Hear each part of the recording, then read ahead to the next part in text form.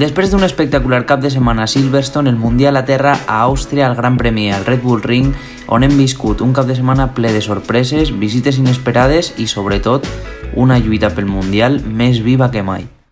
El cap de setmana començava amb dues notícies molt importants. La primera era el canvi de traçada que han col·locat la Chicane arran de les queixes de l'accident de 2020, que va ser un miracle que no haguera passat res més greu. Tots sabem que MotoGP és un esport molt perillós, però aquestes mesures van en pro de la seguretat i de la tranquil·litat dels pilots i per a poder evitar un futur accident més greu. Per altra banda, el CEO de Dorna, Carmelo Ezpeleta, anunciava al principi d'este cap de setmana que l'any que ve s'implementaria una nova disciplina que són les carreres a l'esprint, com es fa actualment en Fórmula 1, i es correran tots els dissabtes. També hem vist durant tot el cap de setmana Marc Márquez, que s'ha volgut passar pel circuit per a aclarir algunes coses amb l'organització de Honda i donar algunes pautes per a poder millorar la moto per a l'any següent i també per a donar alguns consells als pilots Honda que esta temporada estan patint tant i tant.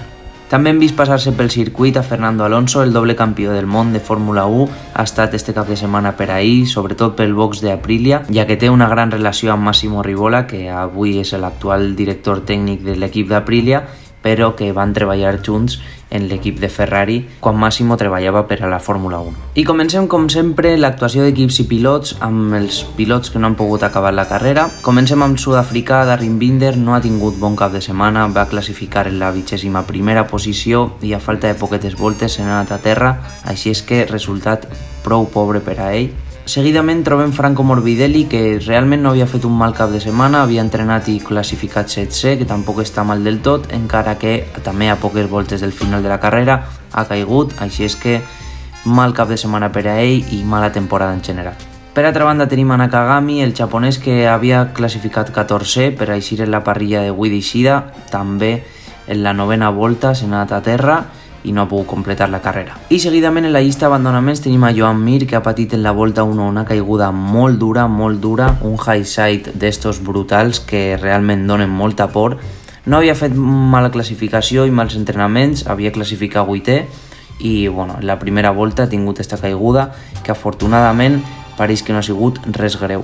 I l'últim pilot en la llista d'abandonaments, que realment ha sigut una pena, ha sigut Enea Bastianini, la bèstia que havia aconseguit la pole en la classificació, estava fent un cap de setmana realment molt bo i era un dels primordials aspirants a guanyar la carrera d'avui. Bé, doncs en la 6ª volta ha tingut un problema en la moto, que després hem vist que se li havia doblat la llanta, no sabem per què ha pogut ser això, però la llanta estava totalment doblada i hem vist com en un parell de curves es barallava en la moto per intentar parar-la, però no ha pogut. Ha intentat retornar, però la llanta ja estava completament doblada, ja no podia tornar. I bé, això posa un poquet ahí en el limbo de quina serà la decisió de Ducati. Ja sabeu que hauran de decidir per a l'equip oficial de l'any que ve si elegeixen a Enea Bastianini com a pilot oficial de Ducati o a Jorge Martín. I ja entrant en la llista dels que sí que han acabat la carrera, trobem a Remy Gardner, l'australià. En general les KTMs, tant l'australià com Raúl Fernández, han tingut un cap de setmana prou roïn. La KTM pareix que no funciona massa bé, almenys l'equip de Tech3 no està trobant ningú resultat i el campió del món de Moto2 ha tingut moltes dificultats. Immediatament per davant trobem a Lorenzo Savadori, el pilot italià provador d'Aprilia. Bé, va classificar penúltim i ha quedat penúltim, realment no pot fer molt més. I en la 18ª posició trobem a Raúl Fernández, el madrileny que no aconsegueix donar la tecla amb la Tech3, amb la KTM. Estan tenint molts problemes tant l'espanyol com Remy Gardner en l'equip Tech3 i bé, estan ahí les posicions finals. Justetament per davant trobem a l'alemany Stefan Bradl, el pilot substitut de Marc Márquez, que bé, està fent el que pot i ha quedat l'última Honda, no molt lluny dels seus companys, ja que Paul està una posició immediatament per davant d'ell i la Takaki Nakagami no acaba la carrera. Un Pol Espargaró que realment està barallant-se en la moto cada cap de setmana, ha de ser un suplici per a ell perquè cada cap de setmana ho dona tot, el pobret, però no fa funcionar la moto del tot. Va classificar 15è i no ha pogut quedar més allà de la 7ª posició, així és que una pena per Pol i sobretot per la Honda perquè no la fa funcionar ningú. Immediatament per davant el gran pilot italià Andrea Dovizioso, que ja sabem que és la seva última temporada en MotoGP, una verdadera pena, que realment no ha tingut un mal cap de setmana del tot. Va classificar en la posició de 9 i acaba 15è, així és que ni tan mal, però no fa funcionar la Yamaha. Este any la Yamaha tampoc va bé del tot i és la seva última temporada, així és que ja està fent el que pot. Immediatament per davant trobem la primera Honda a final de carrera en la posició 14, Àlex Márquez, que per a mi ha fet un gran cap de setmana realment, encara que en classificació va cometre un error que el va relegar fins a l'última posició en la parrilla d'eixida. Ha fet un carrerón, ha barallat amb moltes motos i ha aconseguit remuntar moltes posicions fins a arribar a la 14a. Ell mateix ho ha dit, que volia ser la primera Honda en la parrilla i així ho ha fet, així és que molt bona carrera per a ell. En la posició 13 trobem a Maverick Viñales, realment un poquet una decepció perquè tenim unes expectatives molt grans sobre ells i sobretot en este circuit, ja que venia d'una ratxa molt bona de quedar tercer en Assen i segon en Silverstone i veníem amb unes expectatives molt grans.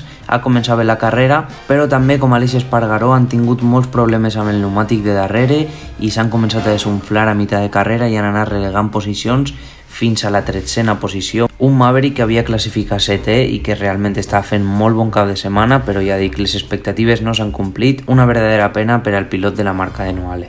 I seguim amb la mateixa cançoneta, un Miguel Oliveira 12è que realment no havia fet mals entrenaments, encara que sigui una classificació prou tímida, però tenia bon ritme durant els entrenaments i pareixia que sí que podia donar alguna més.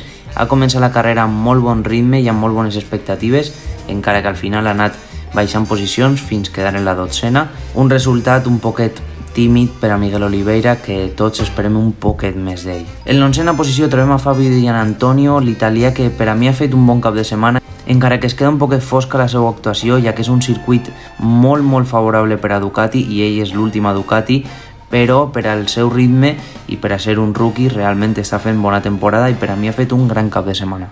I ja entrem en el top 10 de ple. Jorge Martín, quina pena ha sigut, quina autèntica pena ha sigut la carrera per a Jorge Martín. Ha fet un cap de setmana espectacular, va classificar quart, estava ahí lluitant per la victòria, un circuit molt favorable, com diguem, per a Ducati. Ha estat barallant-se en el top 5, top 6 tota la carrera i en les últimes voltes, quan ja tenia quasi pràcticament pillat a Miller, ha intentat un adelantament amb massa risc i el risc ha passat factura.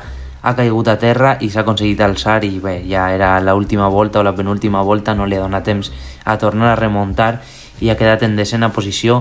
Per a mi una verdadera pena perquè, com dic, Jorge Martín era per a mi un dels candidats a la victòria. Encara així, una actuació per a mi especial de Jorge Martín, que ha barallat tota la carrera i ha decidit jugar-se-la en una acció molt valenta per aconseguir un pòdium que finalment no ha aconseguit, però que demostra la valentia i el caràcter que té el pilot madrileny. Justament per davant de Jorge Martín tenim per a mi ja el rookie de l'any pràcticament ja assegurat, Marco Bezzecchi, l'italià, està fent un temporadón per a mi espectacular. Sí que és de veres que en entrenaments i classificació no crida massa l'atenció, però els diumenges sí que trau aquest gent competitiu i demostra que té un gran talent. Va classificar en 20a posició i ha quedat 9è en una carrera per a mi molt bona per a ell. També, com dèiem abans, és un circuit molt favorable per a Ducati, però ha fet molt bona carrera. I en 8a posició trobem a un Alex Rins que per a mi ha estat un poquet descafeinat, ja que va entrenar i classificar prou bé i en la carrera ha tingut els seus moments tant d'avançar com de desunflar. Al final una 8a posició que no acaba de dir-nos res del tot. Bé, ja està confirmat que l'any que ve correrà a Honda amb l'equip satèl·lit de Honda, ja que Suzuki se'n va del Mundial definitivament, però una 8a posició que ens deixa, com dia, un poquet descafeinats a tots. I per davant, per a mi, un dels millors de la carrera d'avui, Brad Binder, ha fet una carrera molt bona. En la seva línia, Brad Binder és un pilot de carreres, de diumenges i classificació i entrenaments prou normals, prou regulars, però en la carrera trau tot el que pot, és un gran pilot i ho ha demostrat un cap de setmana més sent la primera KTM en la parrilla. En 6a posició, i gràcies que ha quedat 6a posició perquè les últimes voltes ja no podia més el pobret, un Aleix Espargaró que ha estat barallant tota la carrera amb la moto. No era un circuit massa favorable per a ell, ve d'una lesió prou dura en la caiguda de Silverstone i avui l'hem vist barallar amb la moto, amb els pilots que l'envoltaven i no ha pogut fer realment molt més. Al final de la carrera ja l'hem vist que la moto es menejava un muntó, que la roda de darrere ja no agarrava res, entrava amb la moto pràcticament creuada del tot a quasi totes les curves i realment una 6a posició que no està mal del tot per al cap de setmana que ha fet el que ha pogut i el més important és que segueix en la baralla pel Mundial, està en segona posició encara que Fabio se li ha escapat un poc i Pecco li està xafant un poquet els talons, però encara estem ahí. En cinquena posició trobem a Johan Zarco, que ha tingut un bon paper durant tot el cap de setmana, va classificar 6è, ha quedat 5è, ha estat ahí també barallant-se les primeres posicions, en el top 5, top 6, top 7. Bé, com dèiem, a partir d'ací és un regnat de Ducati absolut, el Ducati ha dominat pràcticament tot el cap de setmana en este circuit, és un circuit molt favorable per a ells, però en línies generals Zarco ha fet un bon cap de setmana. I arribem a la quarta posició, a l'última posició abans d'entrar en el top 3, en el pòdium de la carrera. Trobem a Luca Marini, quin carrerón ha fet Luca Marini, i des de la 13a posició ha acabat quart, per a mi fent la millor carrera seua de l'any. Més enllà de la posició final, que evidentment és una gran posició, ha anat avançant pilots amb molta rapidesa, amb molta determinació, una conducció molt segura, i per a mi Luca Marini ha fet un grandíssim cap de setmana i una grandíssima carrera. Bé, i entrem de ple en el pòdium d'este Gran Premi d'Àustria del Red Bull Ring.